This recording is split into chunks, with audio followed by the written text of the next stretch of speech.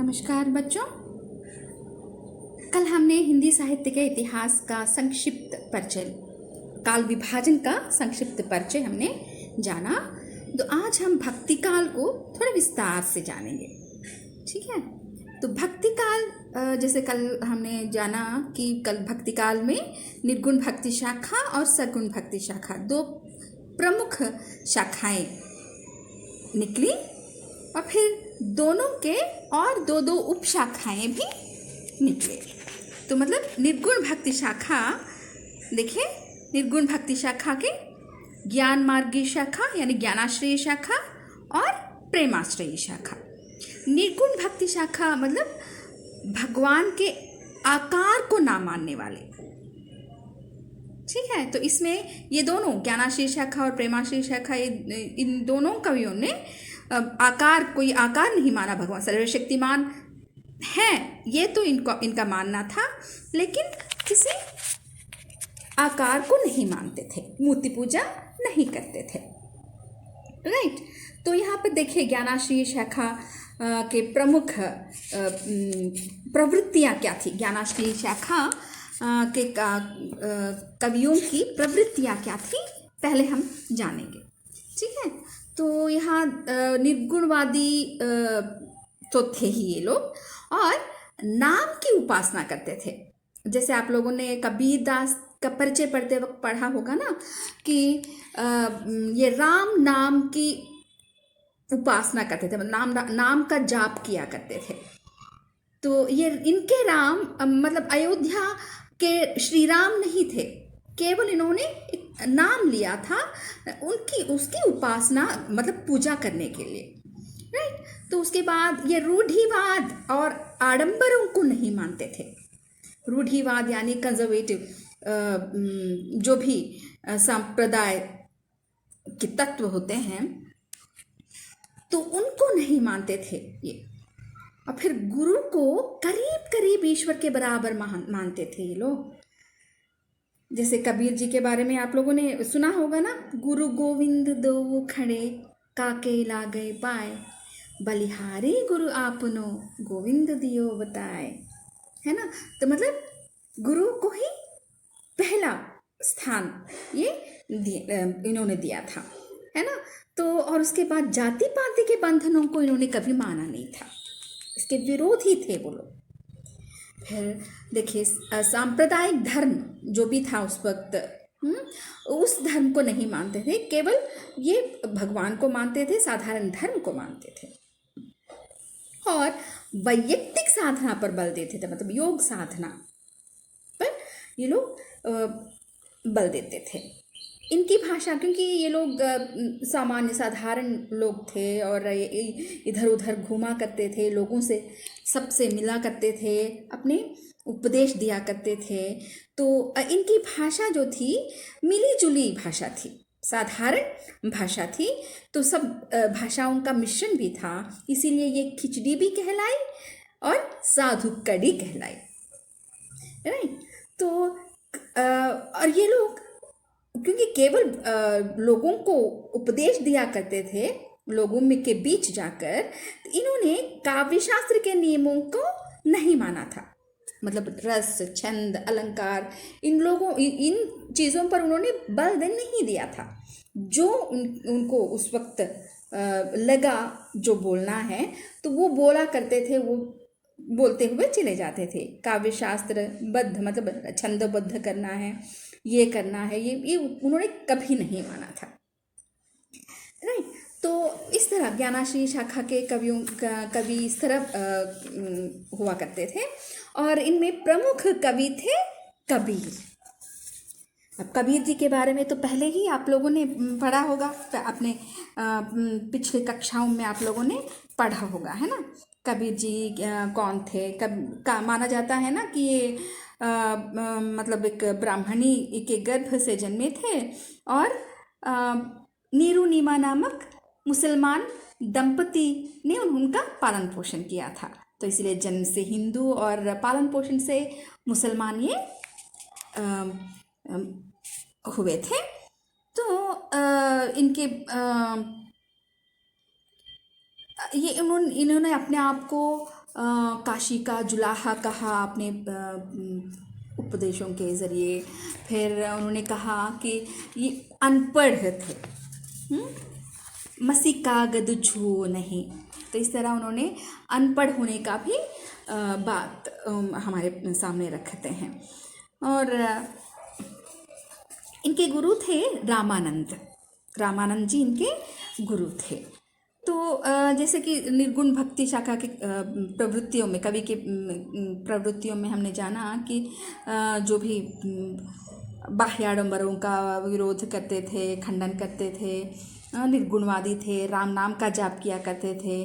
तो इस तरह ये सब इन्होंने उनका पालन किया। जाति पाति का तो डट कर उन्होंने विरोध किया।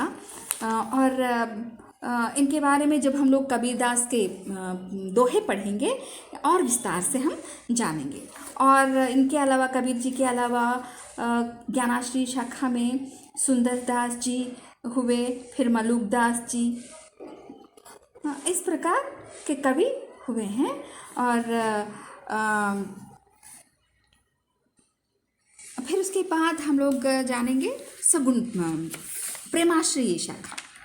प्रेमाश्री शाखा, देखिए प्रेमाश्री शाखा के कवियों की मुख्य प्रवृत्तियाँ क्या थी, सामान्य विशेषताएं क्या थी, हम लोग जानेंगे।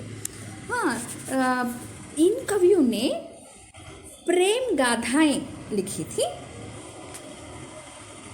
प्रेम गाथाएं इनकी मतलब हमारे हिंदी साहित्य में जो सर्गबद्ध शैली में लिखा करते थे ना, उसके अनुसार ना होकर फारसी, क्योंकि ये मुसलमान कवि थे, फारसी के मसनवी शैली के आधार पर उन्होंने रचनाएं की थी। और फिर उसके बाद इनकी भाषा तो अवधी थी। दोहा चौपाई पद्धति में भी उन्होंने रचना की थी। इन्होंने प्रेम गाथाएं, मतलब प्रेम के द्वारा भगवान में सम्मिलित होने की बात मतलब किया करते थे ना। प्रेम, सब में प्रेम बांट कर, सबसे प्रेम बांट कर, प्रेम से रहने से हम लोग भगवान तक पहुंच सकते हैं, ये इनका मानना था ना। तो इनकी कथाएं जो है थी, ये हिंदू धर्म के अनुसार, हिंदू राजा और राजकुमारियों के कथाओं के आधार पर रहा करती थी। इसीलिए ये थोड़ा बहुत हिंदू जीवन से भी हिंदू धर्म का भी ज्ञान रखते थे। ये मुसलमान धर्म को मानते थे, पर कभी भी इन्होंने किसी दूसरे संप्रदाय या दूसरे धर्म का खंडन मंडन इन्होंने नहीं किया था। ये प्रेम मार्गी शाखा की प्रमुख प्रवृत्तियाँ थी। फिर इसके मुख्य कवि रहे हैं, मुख्य कवि मलिक मोहम्मद जायसी। ये जायस के रहने वाले थे, इसीलिए जायसी इनका नाम पड़ा। और ये प्रेम मार्गी शाखा के कवियों के बारे में ये कहना भी है, एक बात भी ये कहनी है कि ये सूफ़ी संप्रदाय से हैं।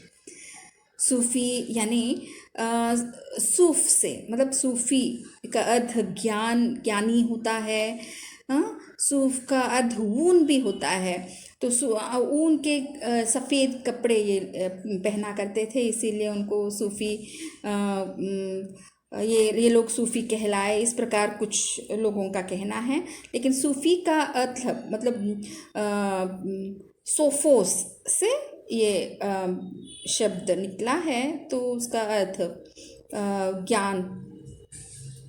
ज्ञानी से संबंध रखता है, इसीलिए इन्हें सूफ़ी कहा गया। ये लोग अधिकतर मुसलमान भी थे और मुसलमान धर्म को भी मानते थे, लेकिन कोई दूसरे संप्रदाय के बारे में उन्होंने कभी विरोध में उन्होंने या पक्ष में या इस तरह उन्होंने कभी बात ही नहीं की थी। इनका मतलब प्रेम गाथाएं थी ना इनकी, कि मतलब भगवान और भक्त का संबंध जो है वो दुल्हा दुल्हन के जैसा है। जिस प्रकार दुल्हन दूल्हे का इंतज़ार करती है, उसी प्रकार भक्त भी भगवान का इंतज़ार किया करता है उनमें लीन होने के लिए, सम्मिलित होने के लिए। इस प्रकार लौकिक प्रेम गाथाओं को लेकर अलौकिक तत्व की प्रतिपादन इन्होंने किया था। राइट। हाँ, इसके बाद हम जानेंगे सगुण भक्ति शाखा के बारे में। सगुण भक्ति शाखा में भी जिस प्रकार निर्गुण भक्ति शाखा की 2 शाखाएं उपशाखाएं थी, उसी प्रकार इनमें भी 2 शाखाएं निकली। क्या क्या थी? राम भक्ति शाखा और कृष्ण भक्ति शाखा।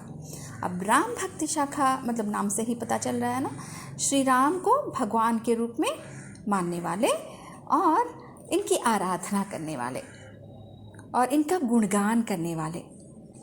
और ये लोग जो थे ना, राम भक्ति शाखा के जो भी कवि थे, ये राजाश्रय में नहीं रहा करते थे और ये लोग अपने लिए मतलब स्वांतः सुखाय और लोक हिताय लिखा करते थे। राइट। तो ये लोग, इनमें से एक प्रमुख कवि हैं तुलसीदास जी।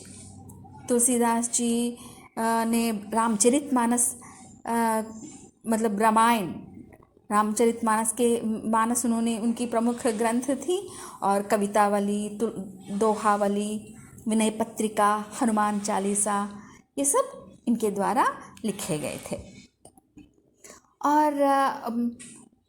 और भी कवि हुए हैं, बहुत कम कवि हुए हैं राम भक्ति शाखा का। केवल श्री राम जी के बारे में लिखने वाले बहुत कम कवि हुए हैं, जैसे कि नाभा दास और प्राणचंद चौहान और भी कुछ, मतलब शिवनाथ सिंह और रघुराज सिंह ऐसे राजा थे। इन्होंने भी रामानंद संप्रदाय को मानते थे और इसके आधार पर श्री राम की आराधना और उपासना किया करते थे। उनके बारे में ग्रंथ भी इन्होंने लिखे थे। बस बहुत ही कम राम भक्ति शाखा के कवि हुए हैं। और कृष्ण भक्ति शाखा, अब कृष्ण भक्ति शाखा के बारे में भी अगर हमें जानना है तो कृष्ण नाम से ही पता चल रहा है, श्री कृष्ण को अपने भगवान के रूप में मानने वाले और उनकी मूर्ति पूजा करने वाले। अब इनमें प्रमुख कवि माने जाते हैं सूरदास। सूरदास जी जो थे, ये मतलब अपने आप को श्री कृष्ण के सखा मानते थे। मतलब ये लोग जो थे ना, कृष्ण भक्ति शाखा वाले, ज़्यादातर मतलब भगवान को अपने सख्य भाव से ये भगवान की पूजा करते थे। बल्कि राम भक्ति शाखा वाले दास्य भाव से, मतलब भगवान का दास अपने आप को मानते थे। और कृष्ण भक्ति शाखा वाले भगवान को अपना सखा मानते थे। तो सूरदास जी एक प्रमुख कवि थे इसके। जब हम सूरदास जी के बाल लीला पढ़ेंगे तब इनके बारे में पूर्ण रूप से जानकारी प्राप्त करेंगे। और अन्य कवि इनके हुए हैं, बहुत सारे कवि कृष्ण भक्ति शाखा में तो बहुत सारे कवि हुए हैं। नंददास, परमानंद दास, कृष्णदास, कुंभन दास, छीत स्वामी। और जैसे मीराबाई कृष्ण भक्ति शाखा के अंतर्गत ही आती हैं। और रहीम इसी काल से संबंधित हैं और रसखान इसी काल से संबंधित हैं। तो इतने सारे कवि हुए हैं। और पिछले कक्षा में आप लोगों ने रहीम के और मीराबाई के पद भी आप लोगों ने पढ़े होंगे, है ना। तो आज के लिए इतना ही सही। फिर अगले कक्षा में हम लोग कबीर दास जी के बारे में जानेंगे और उनके दोहे पढ़ेंगे। ठीक है, धन्यवाद।